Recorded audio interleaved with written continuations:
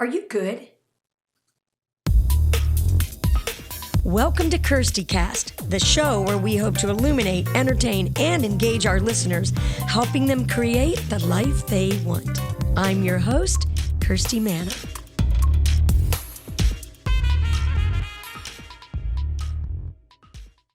Hi, everybody. Welcome to KIRSTIcast. I'm Kirsti Manna, your host of this podcast, and this is episode 21.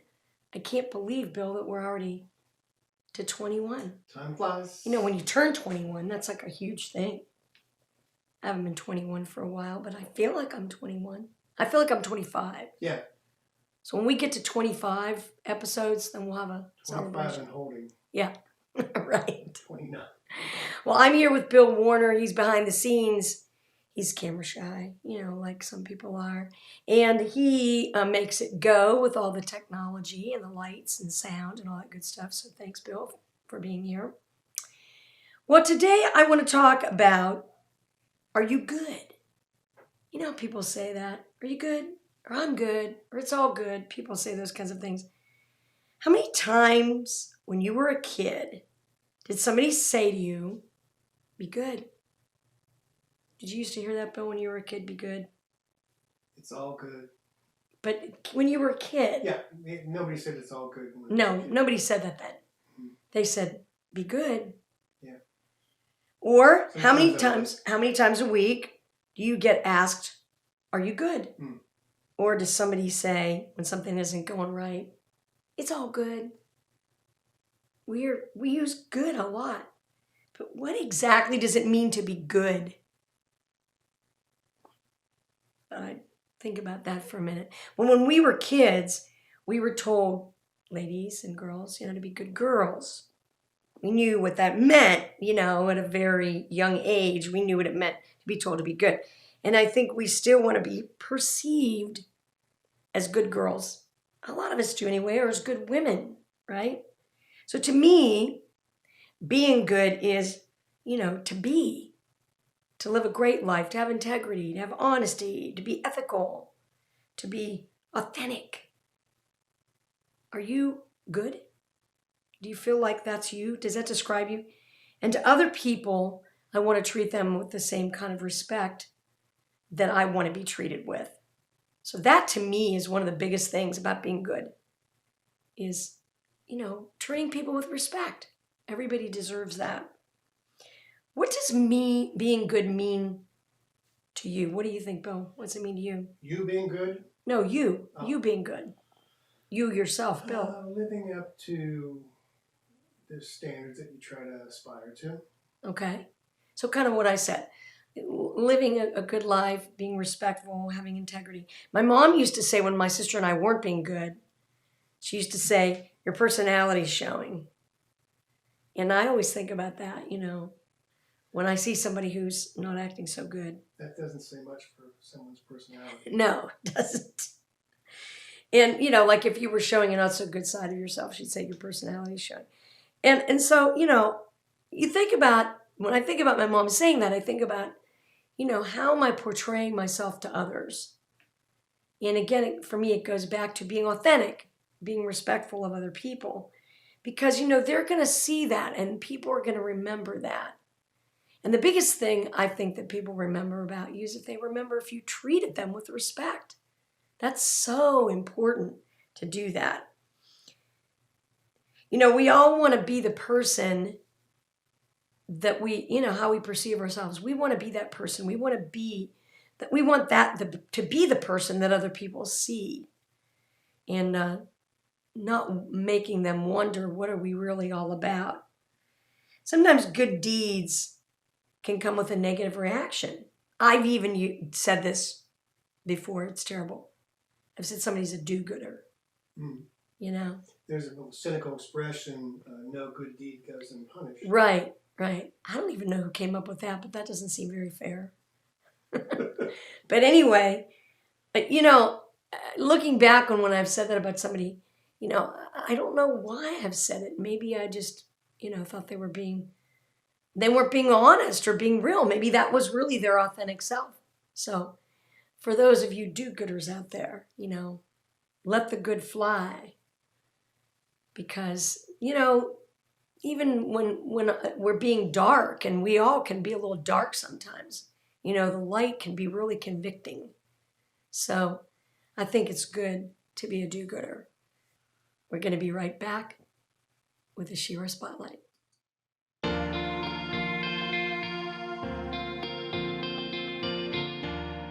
Stay tuned for the Shero Spotlight.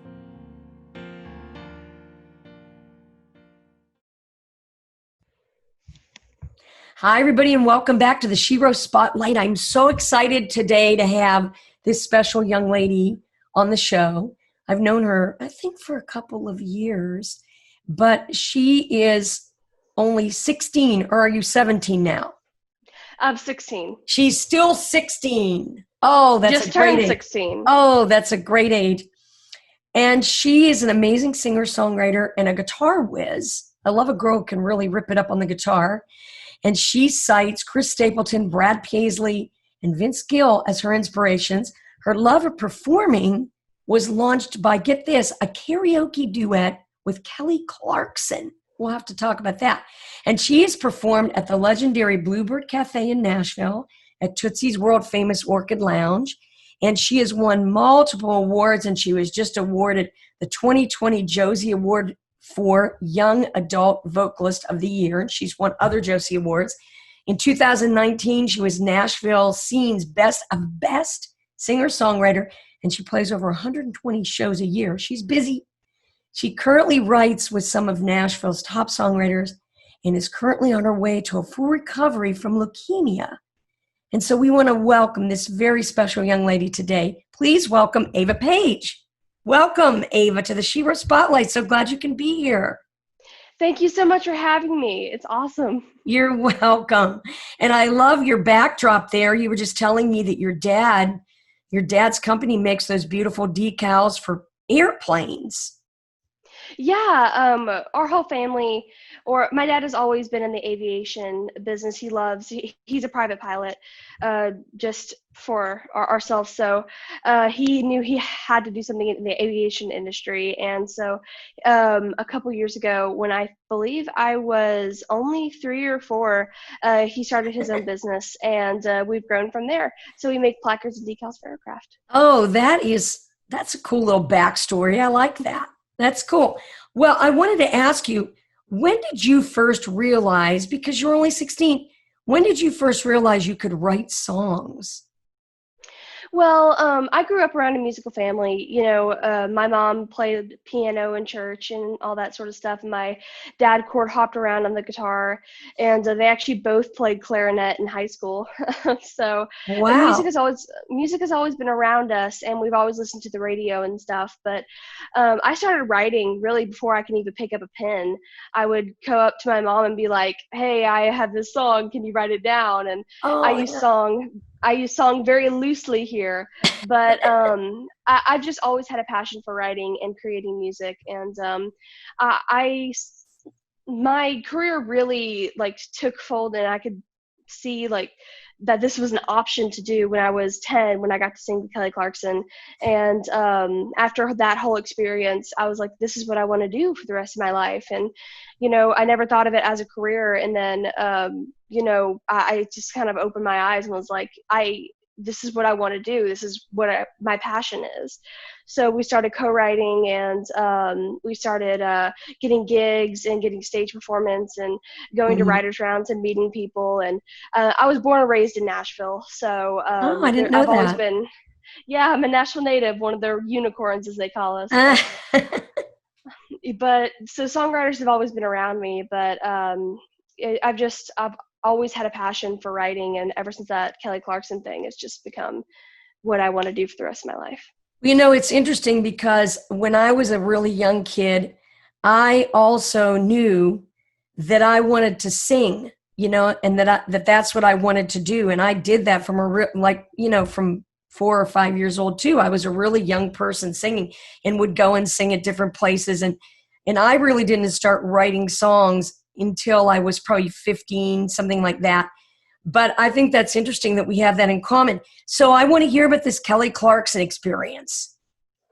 Yeah, it was super cool. So we live on Old Hickory Lake, and there's this really cool restaurant that you could drive up to by boat called Sam's on the Water. And Yeah. it's wonderful, by the way. Anyone who lives in the Old Hickory area, it's fabulous. I live in Old But Hickory, so I go there a lot. oh yeah, it's great. But we were going just to have dinner one night, and Lightning 100 had set up a karaoke booth, and nobody was really coming up. Everyone was kind of skittish. So me being my spunky 10-year-old self, I decided to break the ice and decided to go sing a few songs. So I did a few songs, and people started coming up and doing more karaoke stuff. And then about 30 minutes into the night, Lightning 100 said, "Please welcome special guest Kelly Clarkson." Wow. And yeah, it was absolutely crazy. I mean, she just came up and was like having dinner with Reba and everyone, her family. She had her child with her and her husband. And I was like, okay, this is kind of crazy. So she came up and did a song, and again, me being the spunky 10-year-old self I went up to her afterwards and was like, "Hey, would you mind doing a karaoke song with me?" And she said, "Yeah, sure. What song do you want to do?" And I said, B-52's Love Shack. Let's Oh, go. what a good one. Yeah, so she like put her name on the lineup. So I did, and sure enough, she came up, and mom posted the video to social media, and it got some attention on there. And the news came out and interviewed me, and it was super great. It was a fantastic experience, and Kelly is such a wonderful person. She was so gracious, so kind, Yeah. and I mean, an absolute powerhouse of a Oh, I voice. Oh my know. gosh. What a But voice, right? absolutely. And I mean, she doesn't need any tuning or anything. It is amazing. Yeah. But it was a super, super cool experience. And Oh, that's nice.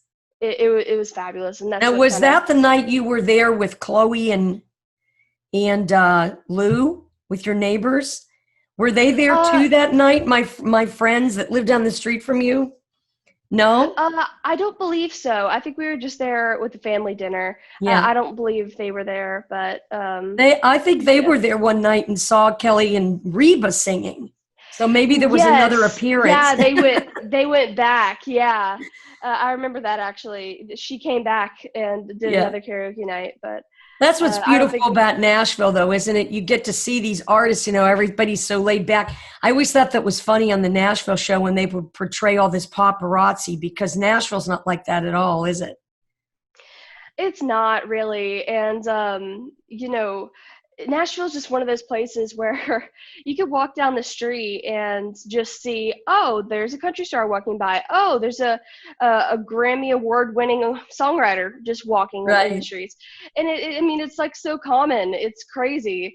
And one of the coolest things, in my opinion, is all the songwriters can just like walk freely because people don't know. Right. And I mean, Krista Stefano over here can like just walk down the street and you might not even recognize that name. But if I tell you that he wrote Champion for Carrie Underwood and like all of her songs and Right. a bunch of stuff, Something in the Water by her and countless others, From the Ground Up by Dan and Shay, it's like, oh, that guy wrote those? That's really cool. So Yeah. it's so unique. It's really something. It is a really unique and special thing, and just the way everybody has this laid back attitude. That's what I love. So you were talking about this great experience with Kelly Clarkson. What other female artists are really inspiring to you, and why? Yeah, I've gotten the really cool experience recently to meet a lot of my inspirations, and they have been absolutely wonderful. Some of those being Ashley McBride, Brandy Clark. I got to meet Miss Carly Pierce. Oh, They're all nice. absolutely, absolutely wonderful, wonderful women. Oh my gosh. I got to meet Ashley McBride and Brandy Clark when they came over to the hospital when I was inpatient there for quite a while. They came and visited. And I met Carly actually about, I want to say it's almost been 3 years now. And I was actually singing during the CMA Fest at this place called Pete and Terry's Tavern outside of Bridgestone. And the really cool thing that Pete and Terry's does is they pipe your vocals all the way surrounding Bridgestone. Yeah, that So is cool, isn't it? it's super great. So apparently, we got the full story later when we talked to her again, but apparently she was on the way to an interview, and her chauffeur, or the person that was supposed to take her there, was running late, and she followed my voice up to Pete and Terry's and came and Oh, watched the end of my set. And she is such a sweetheart, and all those women that I just named are such yeah. amazing people, and they lift each other up, and they're just absolutely phenomenal people. They're That's so so kind. great. And did Brandy and Ashley give you any advice about songwriting? Because those are two of my favorite writers.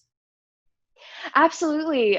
We had a really good chat about, just, I believe when Ashley was there, she was about to go record her thing with Elle King and all Oh, them.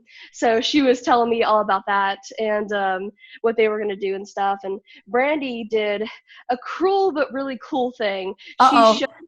She showed us her album months before it was supposed to be released. Oh, And so we got the sneak peek of like the first rough drafts. yeah, It was phenomenal. We were so mad that we had to wait so long to finally get the full album.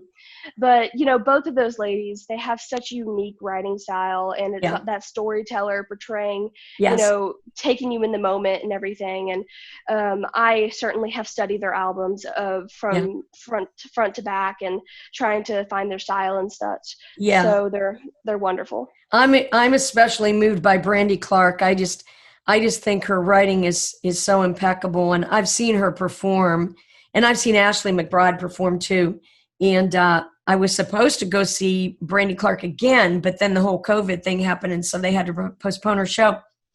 So I know they came to visit you in the hospital. How are you coping as an artist while you're dealing with leukemia? With everything, it was a very big shock, to say the least.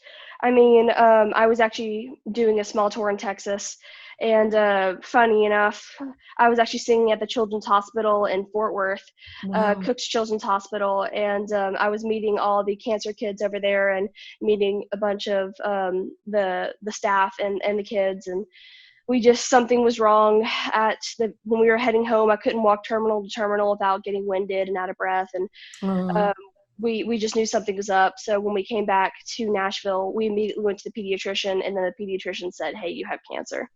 So oh, it was definitely a shock, because the pediatrician sent us to Vanderbilt, and then Vanderbilt sent us to a room and immediately started treatment the next day. wow. So it was very sudden. It was a big shock, and we were there for about a month and a half straight. We got to go home a week during like the first part of that, but I came back with a fever, and I had to stay the rest of the 40 days. Hmm. And it was difficult. We had to cancel 70 events in 1 month of July, and it was, my personality is, I'm used to go go go. I love Right. staying busy, and I love writing. At the peak of my stuff, I was doing 150 plus shows a year, writing twice a day, 5 days a week, and Mhm. building up my catalog, getting industry meetings and stuff like that. So it was definitely a big halt and a road bump in my path. But I've grown as I've been through this experience. Mhm. I've looked at it in a different perspective. My parents always say, with your passion, find your charity, because you had to find something that you're passionate about, something that you're charitable towards. And I didn't know what that was for the longest time. Wow. And when I got diagnosed, I knew exactly what it was, as I was going to help other kids like me. And, Mhm. sure, we cried for a little bit, and we were, of course, you never want to hear that news. But Right. after a little bit, I was like, okay, I'm done with the crying. This is just another chapter in my life story that I can reach out to people with. And Yeah. it's given me a whole new realm of people to reach out towards.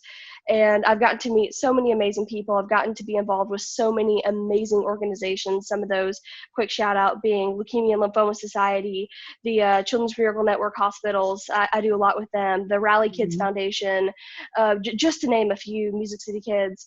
There's so many amazing charities that I've become involved with throughout this whole thing, and I've gotten to meet amazing people, and extend my reach, and help other kids Yeah. in ways that I never could have before.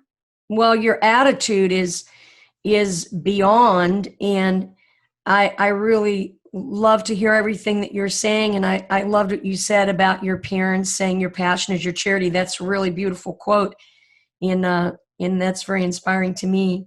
So you've just told us something so inspiring, and I always love to have my guests tell a stay inspired story. Is there something that happened to you, maybe one-on-one with somebody or in your life? Doesn't even have to be about your experience with cancer. It could be about music, it could be about anything that has really inspired you and kept you and you've kept in your heart. Absolutely. So, through all this cancer stuff, I will say anyone who's been in Nashville can understand this exactly. But Nashville's such a big small town. That's what I Mhm. say a lot, and the Nashville community is so overwhelmingly supportive. I mean, there's so many amazing, amazing, amazing people that live in this town. And when I got diagnosed and I was feeling down, they absolutely wrapped their arms around me and they just always picked me up. And one of my most prized possessions that I own, I like to say, is a Taylor GS Mini that I got during the beginning of my treatment. I think we got it like the second or third day it was donated to me. And everyone who walked into those doors signed their name on that guitar and sung a song on that guitar. Oh, isn't So that beautiful? So it's like in the it's wood. Yes. So I have hundreds of signatures on this little GS Mini, and I remember stories of people coming and sharing their songs, sharing their stories, and so many different people have played that guitar. And I actually have it hanging up right next to me, and I just look at it sometimes, and it just reminds me how many people have my back and how Yeah. many people are in Ava's army, and Yeah. it's so amazing, and I mean it's so humbling.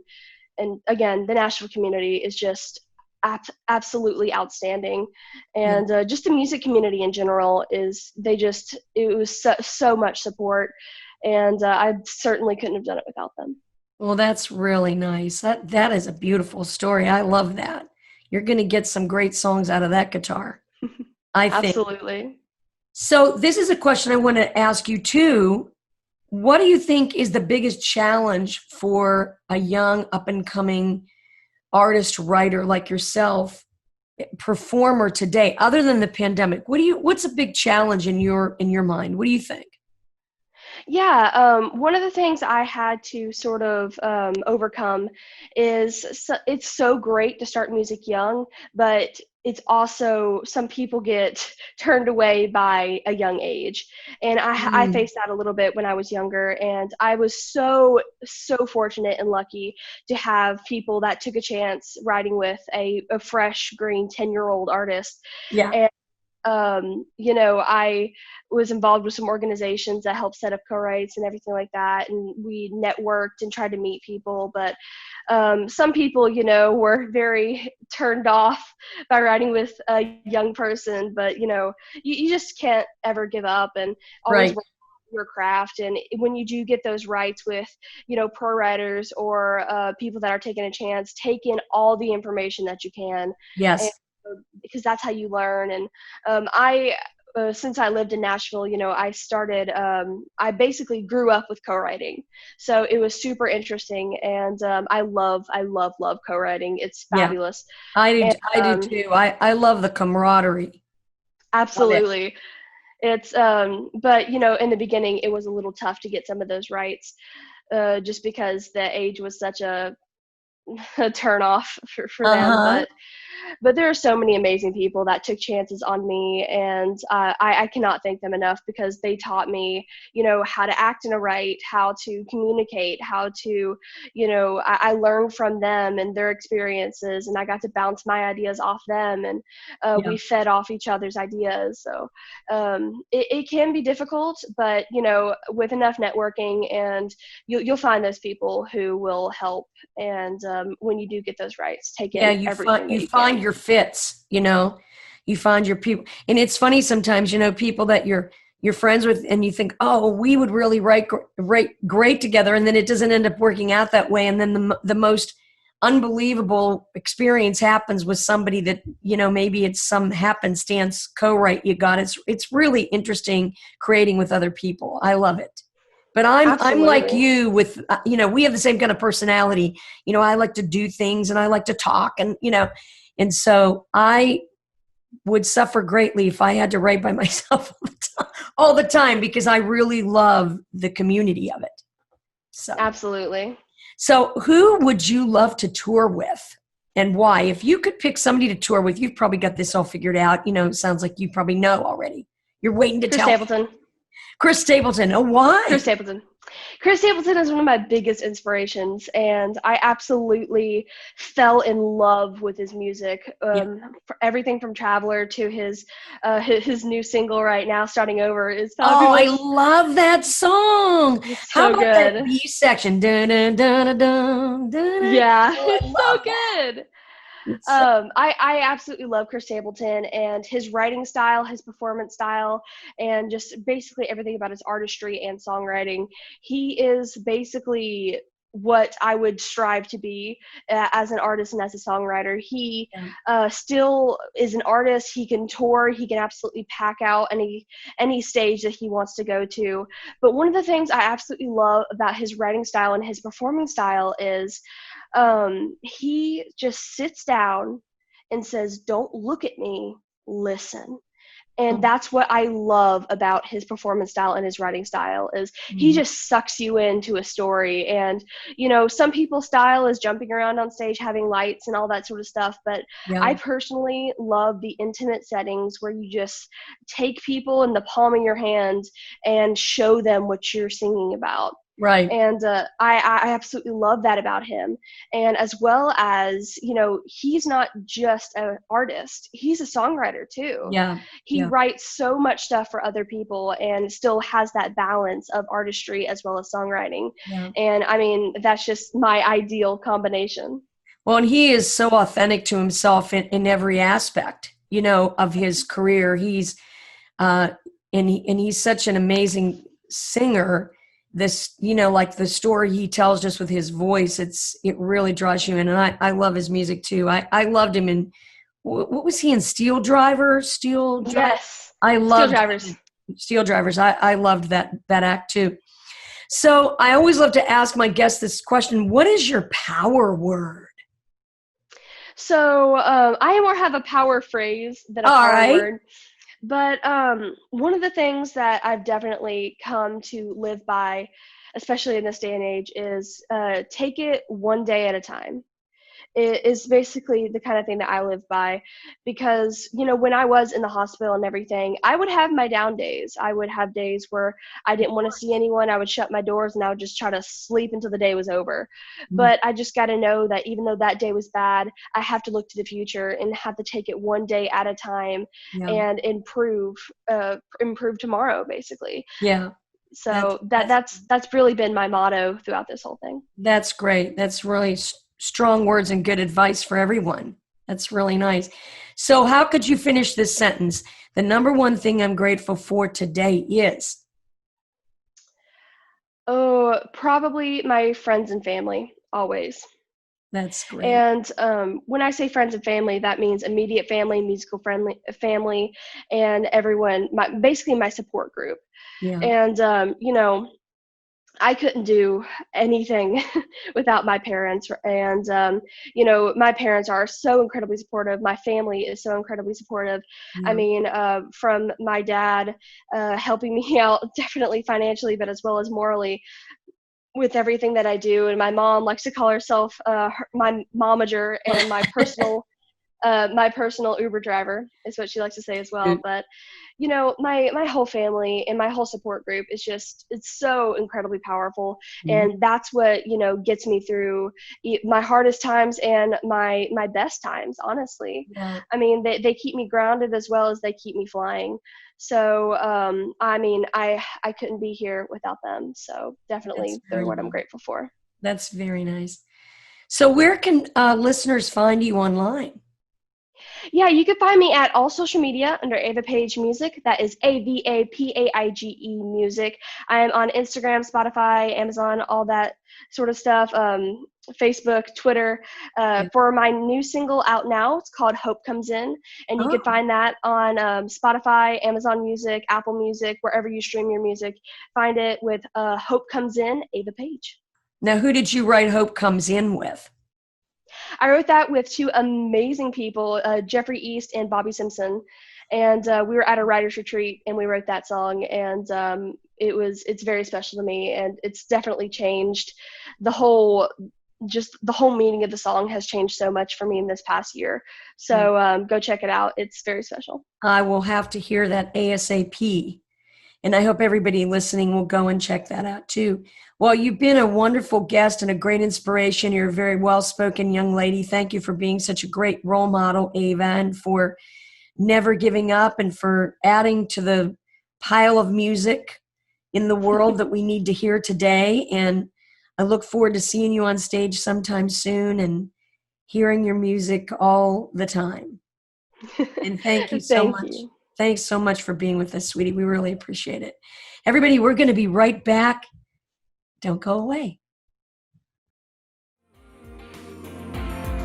You're my hero, more than a hero, and I look up to you every single day. Every day, my celebration, my inspiration is to be like you, but in my own way. You're my hero, more than a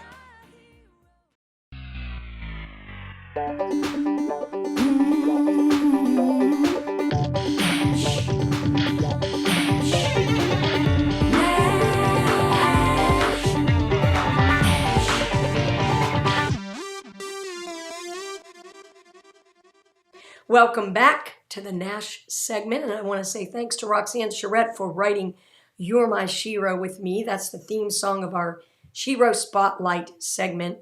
And she also sang on that track with me. So thanks, Rox. I always like to give her kudos in that.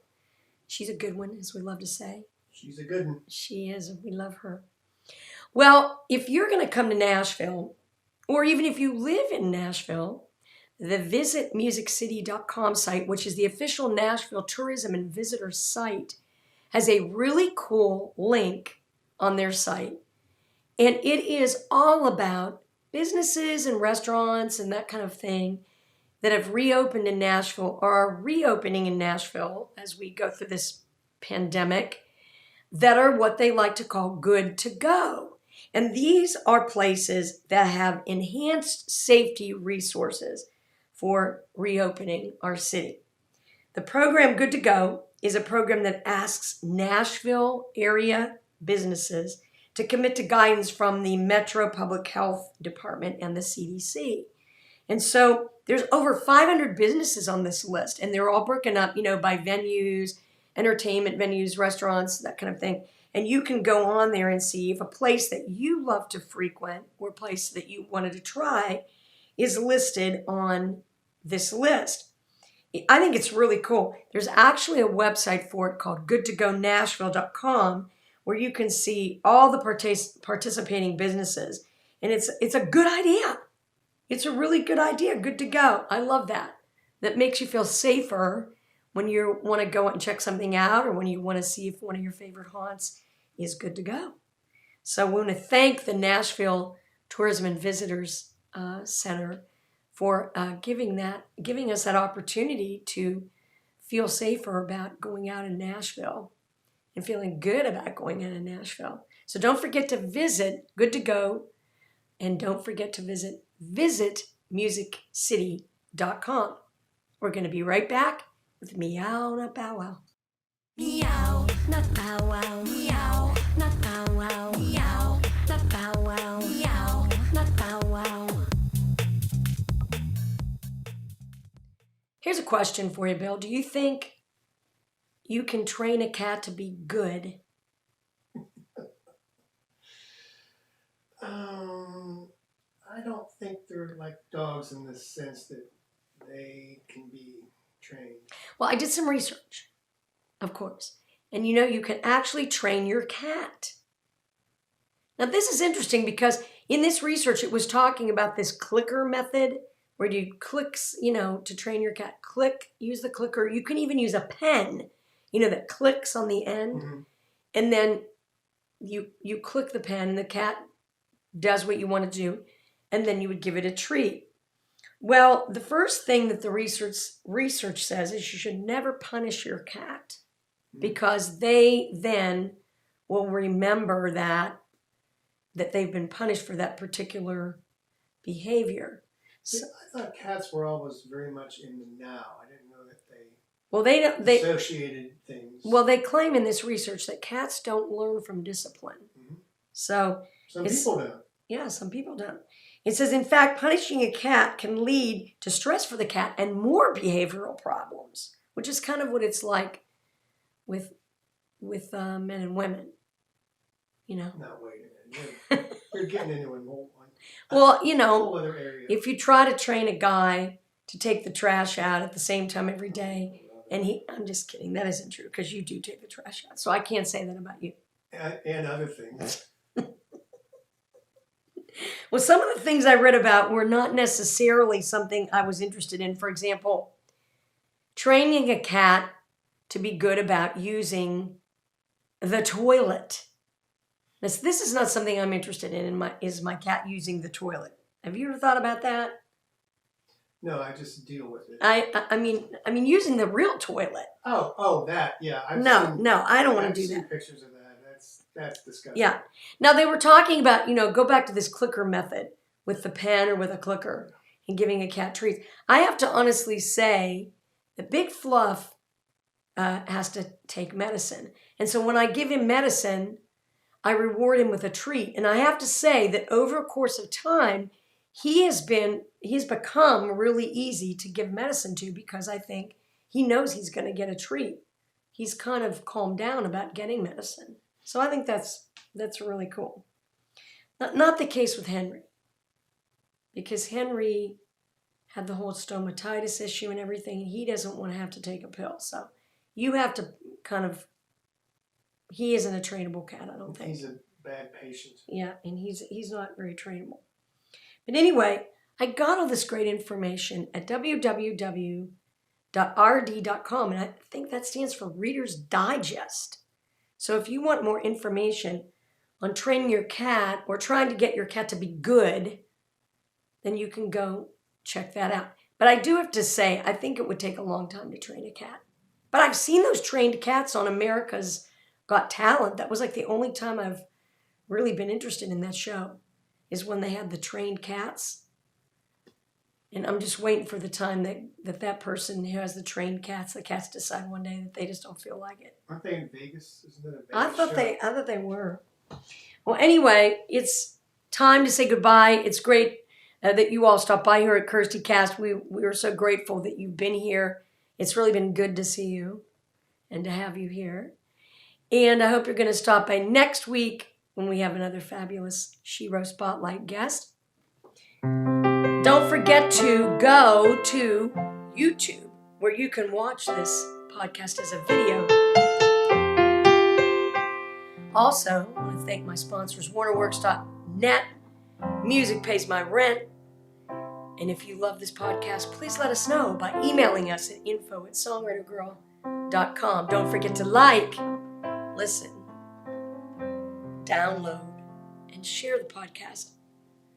Whatever you do, stay inspired. See you next time.